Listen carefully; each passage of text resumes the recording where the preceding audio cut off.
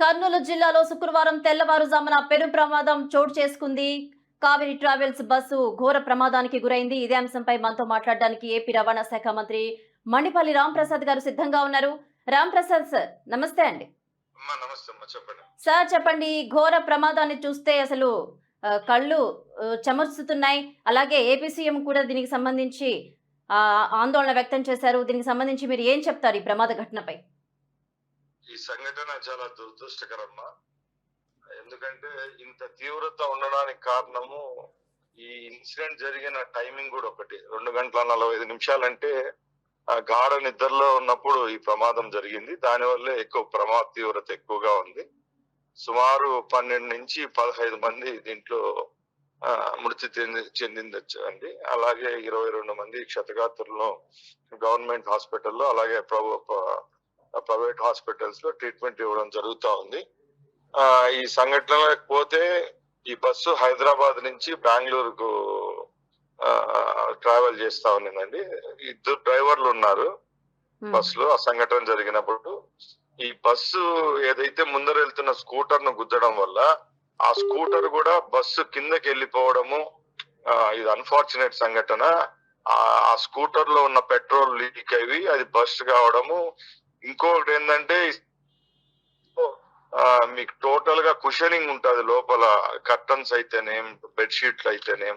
దీనివల్ల ఇన్సెంటివ్ ఈ ప్రమాద తీవ్రత ఎక్కువగా ఉంటుంది. ఎందుకంటే ఇవన్నీ ఫ్లేమబుల్.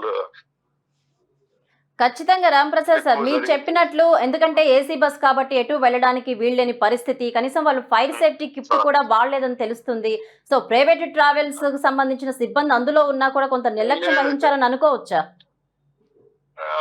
మొట్టమొదటిగా దీంట్లో 2 ఉంటాయండి. ఫస్ట్ థింగ్ ఏంటంటే డాక్యుమెంటేషన్. ఈ డాక్యుమెంటేషన్ విషయానికి వస్తే ఇది నేషనల్ పర్మిట్ వెహికల్. ఇది throughout all India permit ఉందండి. It is not only related to Andhra, it is related to all the states. ఎక్కడైనా తిరగచ్చు వాళ్ళు. మా అధికారులు రిపోర్ట్స్ పరంగా అన్ని పర్మిట్స్ అయితేనేం, ఇన్సూరెన్స్ అయితేనేం, సేఫ్టీ మెజర్స్ అయితే అన్ని ఉన్నాయి. ఎక్విప్డ్ బస్ ఇది. 7 సంవత్సరాల బస్ ఇది. ముఖ్యంగా నాకు తెలిసింది, మా అధికారులు చెప్పే విషయానికి వస్తే ఈ సంఘటన జరిగిన టైమింగ్ కూడా దీంట్లో కీలక పాత్ర పోషిస్తుందండి. ఎందుకంటే ప్రయాణికులు ఉండడం వల్ల ఇది ఎక్కువ తీవ్రతగా కనపడతా ఉంది. అక్కడికి లోపల ఏదైతే ఈ గ్లాసెస్ వెంట్లు పగలగొట్టేదానికి కూడా అక్కడ సుత్తిలు అమర్చడం కూడా జరుగుతుంది. దానివల్లే 22 మంది రెస్క్యూ కావడం జరిగిందండి. ఇది అంతా చూసుకుంటే ఈ ప్రమాదం అయితే చాలా దురదృష్టకరం. ఎందుకంటే ఇలాంటి ప్రమాదాలు జరగకూడదని ఎవరు ఊహించరు ఇలాంటివి జరుగుతాయని చెప్పి.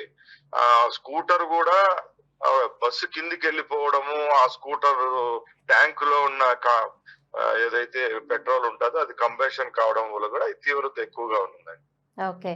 Okay sir, thank you so much sir. Thank you.